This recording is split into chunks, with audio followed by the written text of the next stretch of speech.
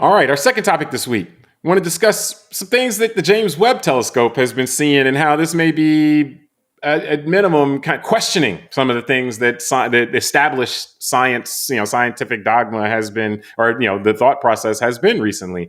And just a little context: James Webb Telescope is we have the Hubble telescope. These are telescopes that are in space and they're observing from it, so they don't have to deal with the American or the Earth's atmosphere or anything like that. Like no weather or anything like that. They're in space and they get a clear view. So the Hubble was the old one.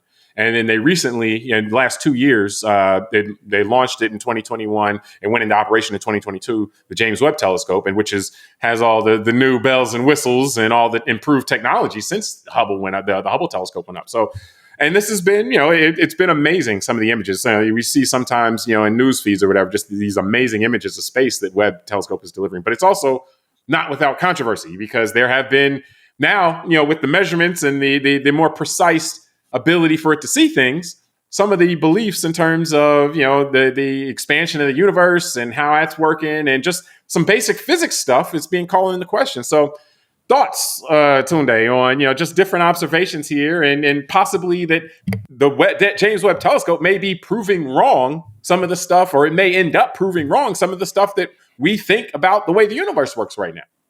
No, this is really interesting, and it's a good reminder. Be careful going down rabbit holes on YouTube on stuff that you're not 100% versed on, because for sure, I'm a smart guy, but one thing that's not part of my resume is being an astrophysicist. So I'm going to just be very clear. Yeah, I'm going to be very clear disclaimer as we start this discussion.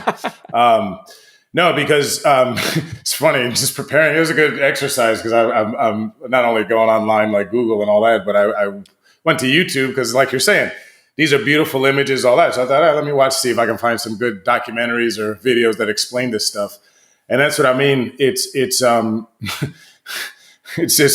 easy. This is easy, ripe for disinformation. This type of lane of looking down, because you're right. It seems like two things that have definitely come out of this that to me were very intriguing out of the many things that have come out, because there's a lot of very interesting things. But the one that I think that we're talking here is the Hubble constant, which is the rate at which objects move away from what was considered the Big Bang. The original 13 point something billion years ago, when scientists estimated singularity. And that's the prevailing theory right now, is that 13.7 billion years ago, there's a singularity. Boom! There's inflation where it expands, and then it's just been expanding ever since. And your point about inflation, if you picture like a balloon expanding, that was the concept, is that this inflation or expansion is happening kind of evenly from this singularity, from that single point. And what the Webb telescope has basically knocked out is that that's accurate. It's found that space is moving at different speeds in all kinds of different directions. But it's not, the expansion is not like this, like the expansion that's been taking place, for the last 13 billion years. Yeah, and I saw some stuff where they've observed galaxies as old as 46 billion years, but now they're trying to figure out if it's something to do with the way light is coming, and not that it's that old. So there's a lot of investigation that still needs to play out. And then the other one that I found interesting, which again is ripe for speculation, is that the telescope appears to have found evidence, because it can detect chemicals and a lot of other things, not just lights, that there is a chemical that on Earth is only found from living matter, like plankton, that excrete, as part of their, excretion, they excrete this chemical out, and along with things like methane and carbon. So there's speculation that there may be life on that planet, because our only other evidence of this chemical is here on Earth by life forms, even if they're simple life forms. So who knows if that's true or not, right? Like, meaning if there is actually life on there, if that chemical is being secreted by something else. And I think that's what this brings us to is, I'm the type of person that can take that information, not to say I'm so good, but just say, okay, I hear that, and that's cool. That's interesting. Tell me more. But I don't need to speculate further and kind of use that as a way to confirm some pre-existing bias. Like, okay, that means there's aliens on that planet. Yeah. Or that means that, everything that Einstein and all these other scientists said was wrong because this one telescope is upending the Hubble constant. I look at it more as building on prior knowledge. Yeah. Exactly.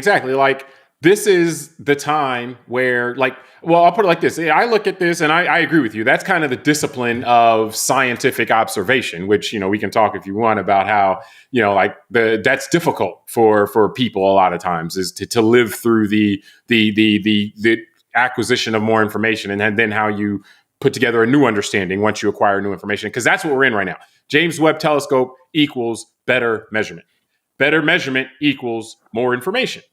Not unlike when Galileo looks up with his, what he called a spyglass, now we call it a telescope, and is the first one documenting what it looks like with a telescope. It's like, okay, the whole idea of the Earth being the center of the universe was put to bed then, because there was better observation, more information, and there you go. So we're in a mode like that right now. We have unquestionably better observation and more information. And the thing at that point, we need the theoretical physicists to come along and start with the theoretical. There's physicists that test stuff, and then there's the theoretical physicists like Einstein that sit around in a room or wherever and then think about stuff and say, okay, well, based on all this information, what could this mean? So that's what we're right now. The theories that were in place based on our old measurements that we could do, the scale, what we could measure. It's kind of like, oh, this stuff's called into question now. So now we're going to have to take all this new information and figure out a new way to approach it. And so that's kind of the discipline of science. The other thing about this, to me, that's very notable is that the scales are so far beyond our perception. Like when they're talking about billions and a mile or billions of light years away and all this other stuff, millions of light, like we can't even figure out, like in our heads, how big these structures are that we can see them that far away. And so it does make it ripe for either jumping to conclusions or falling down rabbit holes where, it's just where people can give you explanations that make you feel good, because there aren't going to be at this stage a lot of explanations that are just bulletproof. It's like, because we're still in that acquisition mode of information. So the pictures are beautiful, and I think that things are working as they're supposed to be working, that this thing should be telling us stuff and calling into question things that we thought before, because it's given us so much more information based on what it's able to see and measure, relative to what we had before. So that's part of it. Yeah. And I think, and that you're right. And it makes me think of things like Isaac Newton, the famous story that Apple fell on his head and he figured out gravity. And then you fast forward to and that was in the 1700s, right? So fast forward. More particularly, though, that gravity here on the Earth was the same thing that was operating in space as well. Like that's kind of the real big connection there, is that the phenomena we experience, the physical phenomena, the physics we experience here, are also the physics that are driving the things that we look up at the sky. Yeah. And it's also how novel those ideas were, because, religion had solved those questions prior to this type of scientific method and scientific discovery. And that was kind of the point I'm making, is if you fast forward to the 1930s, Albert Einstein's discoveries upended some of the Newtonian type of stuff. But why was it? And like you said, better measurement. Einstein was dealing with much better technology by the 1920s and 30s. He had electricity. He had the ability to. Now Einstein confirmed a lot of Newton stuff too. He gave more context to it. Like he was like, okay, but it was kind of like, but. Yeah, that's what I'm saying. It's kind of, but that's to me what the Webb telescope is doing to Einstein's theories. It's confirming a lot of things. That's what I mean. Like that's what I mean. There's hundreds of discoveries. Obviously, the two that I mentioned specifically get a lot of attention, but most of what it's doing is confirming things that only, like you're saying, theoretical physicists were able to even contemplate, because these were all things that were just done mathematically.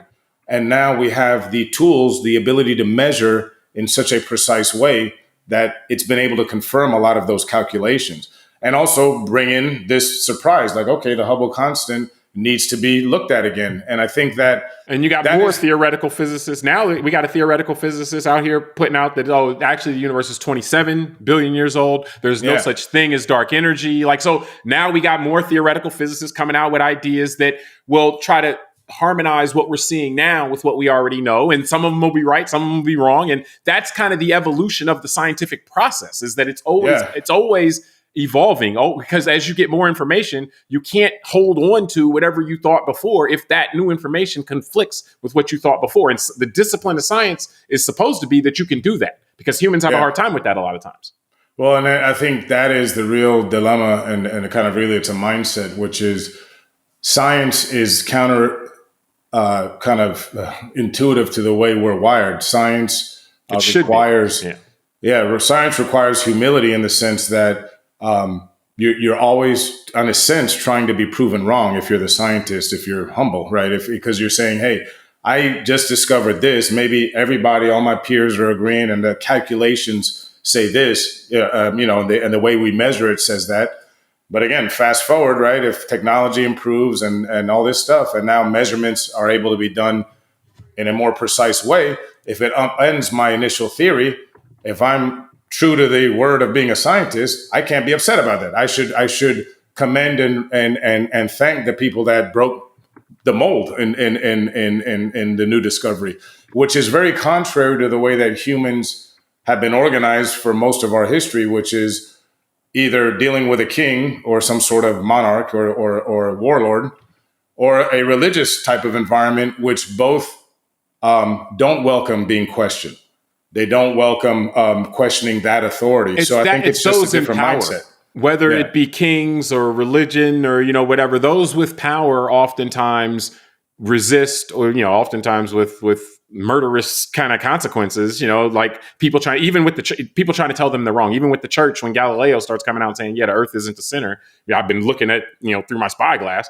Then the church puts them on house arrest. It's like they because the church had staked their reputation on being right about all this stuff. And we see this. I mean, this is how power tends to want to behave, is if I say something, then it's right, no matter what. This is why you'll have presidents drawing, like little circles on hurricane maps saying, oh, yeah, see, I told you it was supposed to be there, because, and they're just making up stuff because it's like, oh, they just don't, they can't be wrong. It was supposed to go there, remember. They can't be wrong. Listen. Power, so power oftentimes does the exact opposite of what the discipline of science is supposed to be. And because the discipline of science, remember, the act of trying to prove wrong whatever the established thought process is.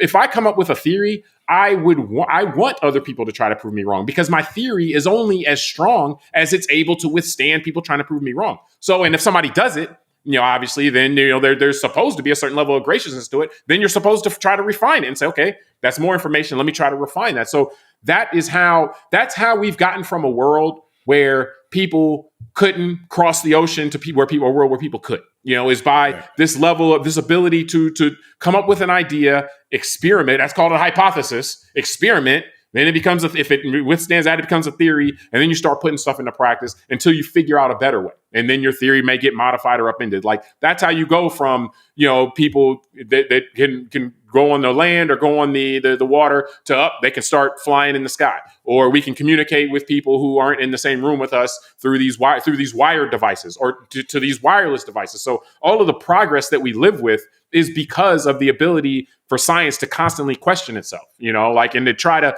continue to move forward, and people not holding on to whatever it is that they want to think is true, and then using resources or using power to stifle anyone ever questioning them, because it's the questioning that causes science to move forward. So this is part of the plan, so to speak, that all these different people now are coming up with all these different theories based on what James Webb is saying. And so I look at it as encouraging. Yeah. Well, if you pair this with our part one of antitrust, allowing for innovation and all this kind of stuff, then it's a good regulatory environment for businesses to be able to implement these ideas that come from science, plus the ability of the scientific method and the mindsets that keep trying to prove things wrong. I mean, I think that's what makes the type of society that we've been enjoying living in. Because think about it, the same thing I just said about how power oftentimes resists any efforts to question it.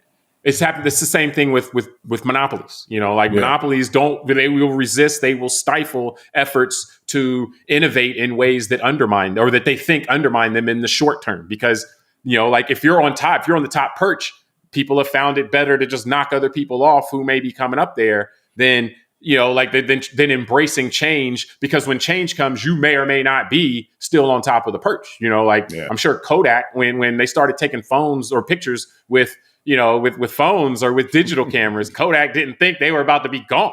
But let's speed it up for the younger members of the audience. Let's say BlackBerry when people look like they might want to try a touchscreen, and BlackBerry was like, nah, we'll keep with the keyboard. We think people prefer a keyboard. Yeah, exactly. No, and and if BlackBerry was big enough, they would have stifled all the touchscreens, and we'd still be using keyboards. Yeah, you're right. So that's kind of the way it works. Point. Yeah. So, but I think we can wrap from there. We appreciate everybody for joining us on this episode of Call Like I See It. Subscribe to the podcast, rate it, review it, tell us what you think, send it to a friend. Until next time, I'm James Keys. I'm Tunde Ogunlana. All right, we'll talk to you next time.